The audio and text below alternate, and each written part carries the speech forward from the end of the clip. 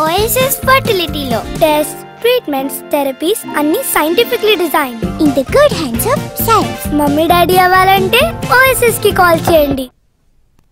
మూసీని ప్రక్షాళన చేయాలని అప్పటి సీఎం కేసీఆర్ కూడా ఆకాంక్షించారని, మూసీ ప్రక్షాళన విషయంలో ఎవ్వరికీ ఎలాంటి అభ్యంతరమూ లేదని అన్నారు ఖైరతాబాద్ ఎమ్మెల్యే దానం నాగేందర్. కూల్చివేతలపై అధికారులు ఏకపక్షంగా వ్యవహరిస్తున్నారని విమర్శించారు. పేదల ఇళ్లను అధికారులు తొలగించడం సరైంది కాదన్నారు. ఓల్డ్ సిటీలో అక్రమ నిర్మాణాలు లేవా, మొదలు పెడితే అక్కడి నుంచి తొలగింపులు చేయాలి అన్నారు దానం.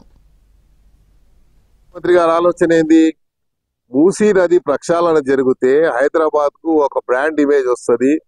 అక్కడ మూసీ నది యొక్క ప్రక్షాళన జరిగితే ఒక హిస్టారికల్ ప్లేస్ గా తయారైతుంది.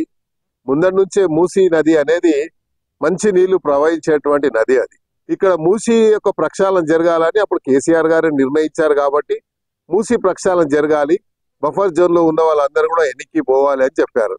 ఒకవేళ అలా పాలసీ కింద తీసుకుంటే సిటీ మొత్తంలో అయితే మీరు ముందు ఓల్డ్ సిటీ నుంచి మొదలు పెట్టండి.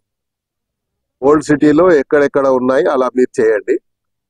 మీకేమి ఇబ్బందులు కలగకుంటే మా దగ్గర కూడా ఇబ్బంది లేకుండా నేనే చెప్తా వాళ్ళకి.